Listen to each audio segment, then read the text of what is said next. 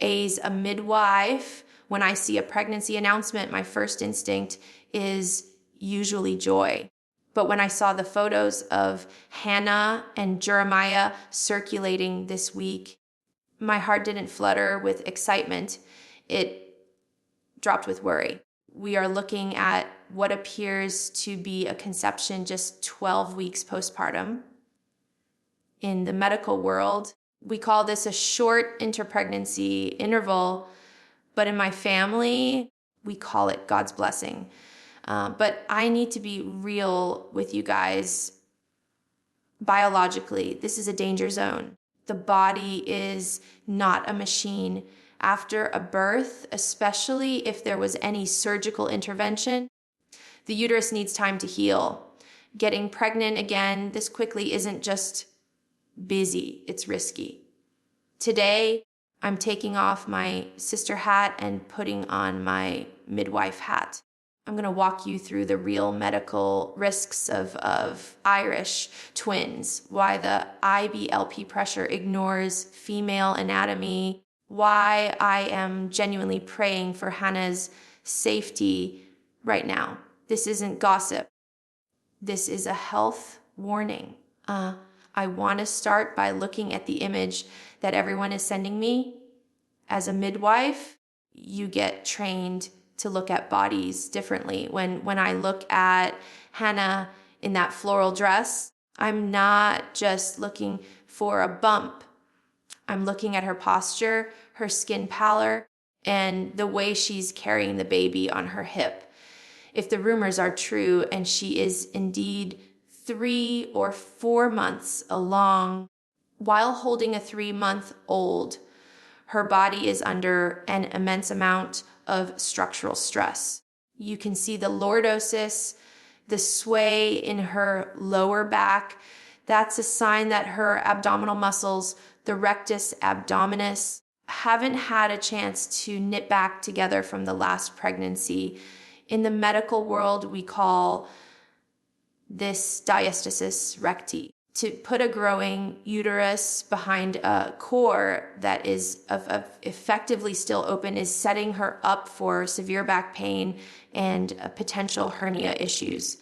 It's not just a cute bump. It's a sign of a body that is being asked to run a marathon right after finishing a triathlon. And it worries me because she looks tired, and rightfully so.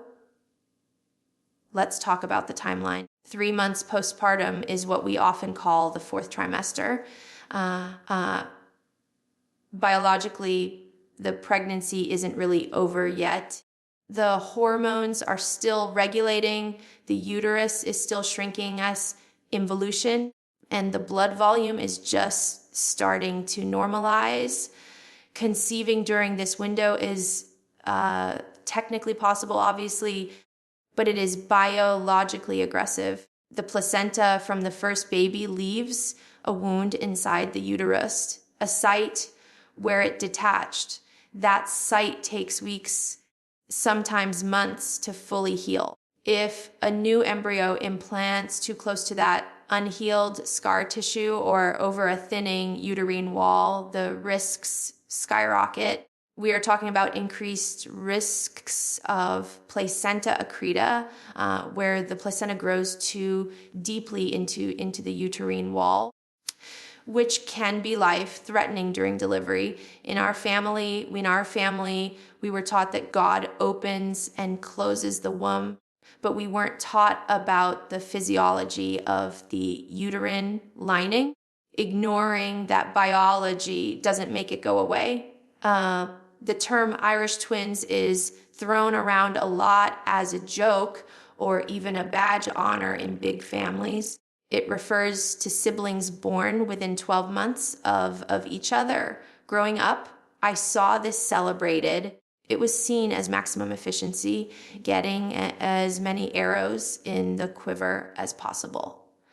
But from a midwifery perspective, Irish twins represents a failure of what we call the interpregnancy interval. The Health Organization recommends at least 18 months. between giving birth and getting pregnant again. Why? Because that's how long it takes to replenish the folate, iron, and calcium stores that a baby leaches from its mother. When you have Irish twins, the second baby is essentially growing in a depleted environment. The mother is running on fumes. We often see the second baby having lower birth weight or the mother suffering from anemia and dental issues because the baby literally takes the calcium from her teeth. It's a harsh reality that isn't printed on the birth announcement cards. This is the part that keeps midwives up at night. We need to talk about the scar. If Hannah had a cesarean section with her last baby, which is becoming increasingly common, getting pregnant 3 months later is medically advised against in the strongest possible terms. A C-section is major abdominal surgery. They cut through 7 layers of tissue to get to the baby. While the skin on the outside might look healed after 12 weeks, the integrity of the uterine wall is nowhere near 100%. When a new pregnancy begins to expand that uterus rapidly, putting pressure on that fresh scar, the risk of uterine rupture increases significantly. This isn't just a complication. It is a catastrophic event where the scar gives way and the baby can actually be expelled into the mother's abdomen. It is life-threatening for both the mother and the child. Even if she had a vaginal birth, the risk of hemorrhage is higher because the uterine muscles are fatigued. To gamble with that kind of risk for the sake of a timeline is terrifying to me. It's playing Russian roulette with anatomy. There is a condition we learn about in midwifery called maternal depletion syndrome. It sounds technical, but it's actually very simple. A baby is a perfect parasite. I say that with love, but biologically, it's true. The fetus will take everything it needs to survive from the mother's body. It will strip the calcium from her bones, the iron from her blood, and the folate from her reserves. It takes a woman's body roughly 18 months to fully restock these shelves. When you start a second production line only 3 months after the first one ended, the shelves are already empty. This is why we see mothers with back pregnancies suffering from extreme exhaustion, hair loss, dental decay, and even heart issues. Hannah isn't just tired because she has a newborn. She is likely physiologically depleted. Her body is trying to build a new skeleton for a baby while her own skeleton is potentially weakened. It's a deficit spending model that eventually leads to a crash. And unfortunately, the culture tells her to just smile and push through it. We'll have to address the theology that drives this medical negligence. In the IBLP, we were raised with the Quiverfull mentality, the idea that you should have as many children as possible, as fast as possible, because they are weapons for God's army. We were told that God won't give you a baby if your body can't handle it. As a medical professional, I can tell you that is theological malpractice. Biology functions on cause and effect. Ovulation can happen even if a woman is unhealthy, even if she is at risk. Treating fertility like a divine vending machine ignores the stewardship of the body. Hannah and Jeremiah are under immense pressure to prove their faithfulness by the number of strollers they push. In their circle, a 12-month gap is seen as extra faithful. They get applause for it at church, but that applause drowns out the body's silent scream for rest. It's a system that rewards quantity over quality of life, and it treats the mother's health as a renewable resource that never runs out. It does run out. I love my brother Jeremiah. He has a good heart. But in this scenario, we have to talk about the role of the husband as the protector. In our upbringing, men are taught to protect their wives from the world, from ungodly influences, and from financial ruin. But they are rarely taught to protect their wives from their own fertility. True protection, in this case, would have been saying, we need to wait, your body needs to heal. I love you too much to put you at risk. It takes two to make a baby.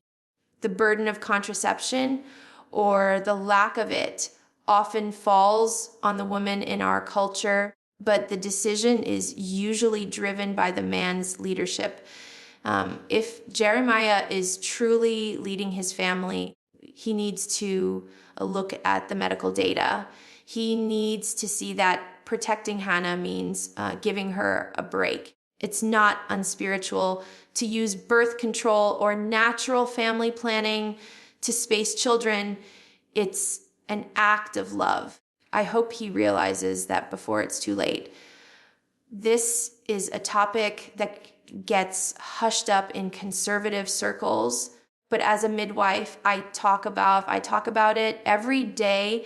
The pelvic floor. Imagine a hammock of muscles that holds up your bladder, your uterus, and your bowels during pregnancy. That hammock carries a heavy bowling ball for 9 months.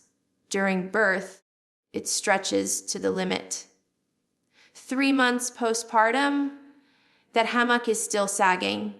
It hasn't regained its tension. Loading it with another pregnancy immediately is a recipe for pelvic organ prolapse. This is where the organs literally start to fall out of place because the support structure has failed. We see young women in their 20s dealing with incontinence issues that usually affect 80-year-olds simply because they didn't space their pregnancies. It's not glamorous to talk about, and it certainly doesn't make for a cute Instagram caption, but it is the reality of Irish twins. Hannah risks lifelong physical discomfort for a short-term goal of a close in age sibling set.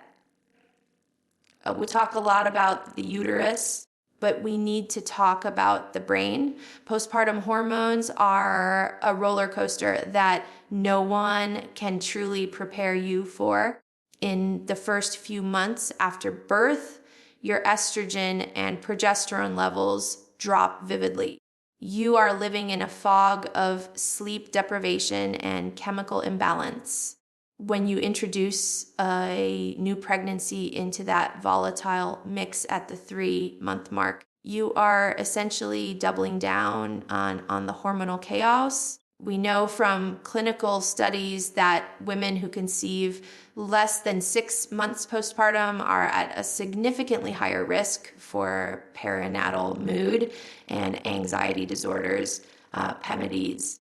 The brain hasn't had time to rest. The baby blues can spiral into deep depression or debilitating anxiety because the mother has no space to just be herself again. I worry about Hannah's mental load. Caring for a newborn is a 24/7 job. Growing a human is a 24/7 job. Doing both at the same time while under the pressure to be a joyful, available wife is a recipe for burnout. Mental health is health, and we cannot separate it from the pregnancy timeline. In the midwifery world, we rely on evidence-based care. That means we don't just guess, we look at the data.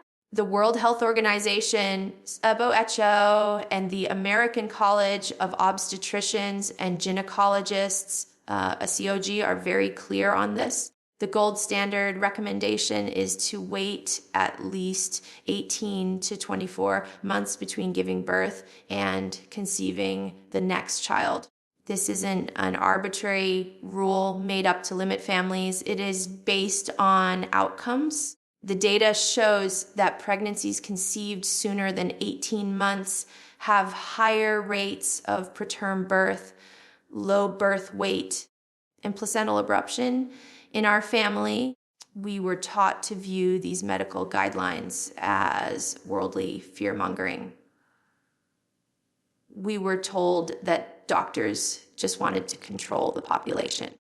But now that I am on the other side, trained in the science of birth, I see that these guidelines are actually God's design for safety. They are there to protect the vessel of life. Ignoring the medical consensus isn't an act of faith, it's an act of denial. I'm not speaking from a high horse. I'm speaking from the trenches. I learned the hard way that birth isn't always a natural, perfect process. My delivery with Samuel was traumatic. It ended in an emergency C-section that left me with physical and emotional scars. That experience changed everything for me. I realized that my uterus had a breaking point. Doctors told me that I needed to wait, that I needed to let my body heal if I wanted to be around for the children I already had. It was a hard pill to swallow because I was raised to believe that more is always better. But staring at that ceiling in the recovery room, I knew I couldn't risk leaving my boys motherless just to fit a certain timeline. Seeing Hannah potentially walk into a high-risk situation brings all those memories back. I want her to know that it is okay to stop. It is okay to say, my body is done for now. That doesn't make you less of a Duggar. It makes you a responsible mother. There is a dangerous myth that circulates in our community and on social media. The myth of the supermom who bounces back instantly. You see the photos of women in full makeup, holding a newborn and a toddler looking radiant just weeks after delivery. Hannah's photos fit that aesthetic, but we have to remember it is a highlight reel. We don't see the incontinence pads. We don't see the tears in the bathroom. We don't see the sheer exhaustion. By praising this Irish twin phenomenon, we are validating a culture that treats women's bodies like machines that don't need maintenance. If a car engine overheats, you pull over, you don't rev it harder. But when a mother is depleted, we tell her she's a warrior and push her to do it again. We need to stop applauding the snapback and start applauding the rest. Being a good mom isn't about how close your kids are in age. It's about being healthy enough to raise them. One thing you will notice is that the family rarely talks about the complications until years later, if at all. When you are building a brand based on blessings, you can't show the cost of those blessings. If Hannah does have a complicated pregnancy, and statistically, the odds are higher now, you likely won't hear about it in real time. You will see this smiling announcement and then silence until the baby arrives. This curated silence is dangerous because it gives young followers the impression that these rapid fire pregnancies are easy and risk-free. It hides the bed rest, the hemorrhages, and the NICU stays. I know for a fact that there have been many scary moments in our family's birthing history that were kept off camera to protect the narrative. Transparency would save lives, But secrecy sells the lifestyle. Prayer is that Hannah has people around her who care more about her blood pressure than her Instagram engagement.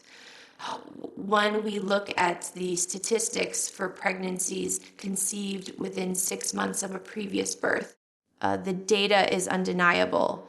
The risk of preterm birth jumps significantly. A baby born even a few weeks early can face respiratory issues, feeding difficulties, and long-term developmental challenges. The uterus hasn't had time to rebuild its blood supply fully, which can lead to placental insufficiency.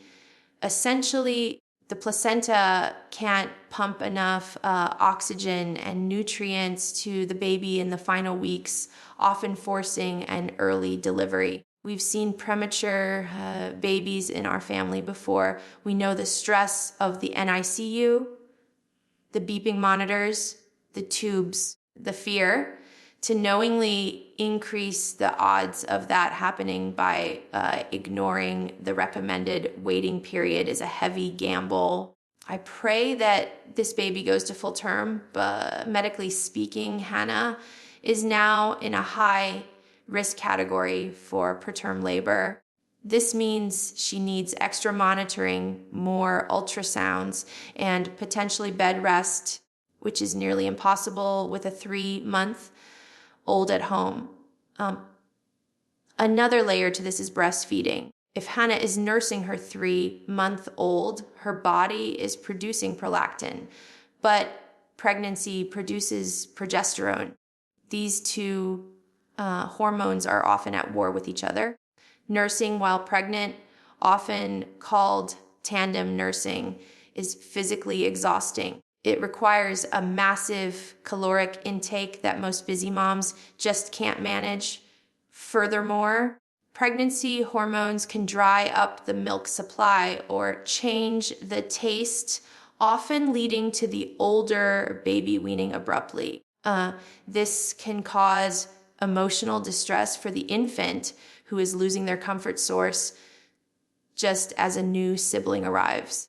And for the mother, the sensation of nursing during pregnancy can be excruciatingly painful due to nipple sensitivity. It's another example of how the Quiverfull ideal ends demands a level of physical sacrifice from women that borders on torture. You are literally giving your body to two other humans at the same time, leaving nothing for yourself.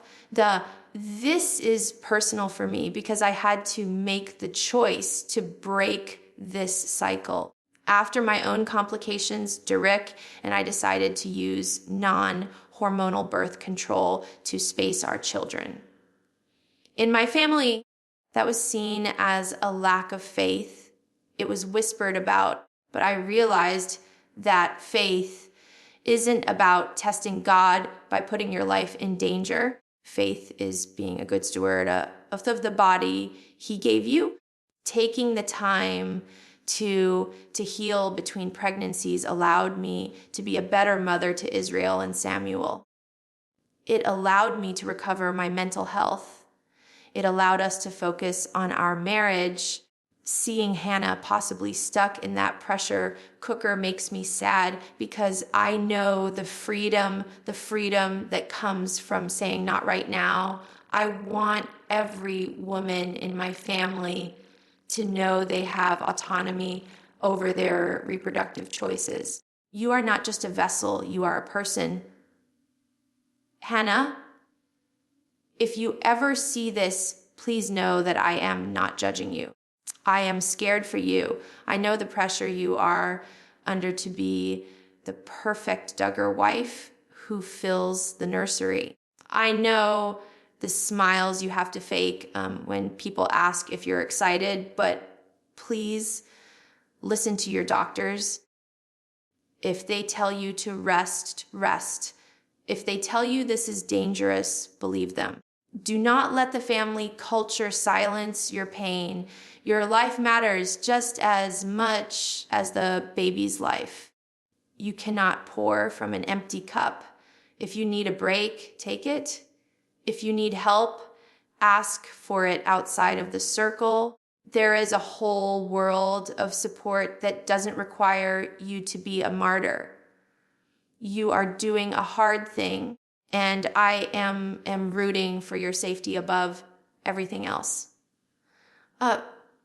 Let's take the medical hat off for a second and look at the practical reality. 2 babies under the age of 1, 2 in diapers, 2 up all night. The logistical strain of Irish twins can break a marriage. Jeremiah and Hannah are young. They are just starting out. Adding this kind of pressure so early in their marriage is immense. Financial stress is real. Diapers, formula. In the IBLP, they tell you God will provide, but they don't tell you about the sleep deprivation that makes you snap at your spouse. They don't tell you about the loss of identity when you are drowning in baby care 24/7. I hope Jeremiah steps up not just as a provider, but as a partner who changes diapers and does night feeds. Because if Hannah is doing this alone while pregnant, it is a recipe for collapse. Despite all the risks I've outlined, babies are resilient, and so are mothers. My hope, my desperate prayer, is that this pregnancy defies the statistics. I hope Hannah's uterus is stronger than the medical textbooks predict. She needs rigorous prenatal care. She needs checks for anemia. She needs pelvic floor therapy during pregnancy, which is something I highly recommend. If she gets the right medical support, she can navigate this, but the family needs to be honest about the difficulty. We shouldn't sugarcoat it as a double blessing without acknowledging the double risk. I'll be watching closely, not for gossip, but because I care about the outcome. To wrap this up, saying, is having Irish twins a sin? No. Is it a medical risk? Absolutely yes. As a midwife, I cannot in good conscience recommend it. The body needs time.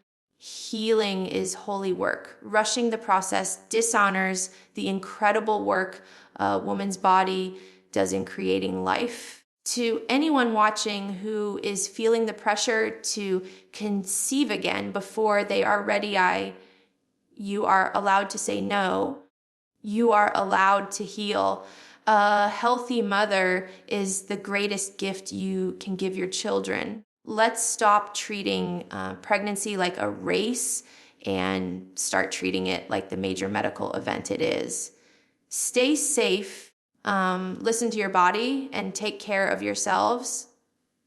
Thanks for listening.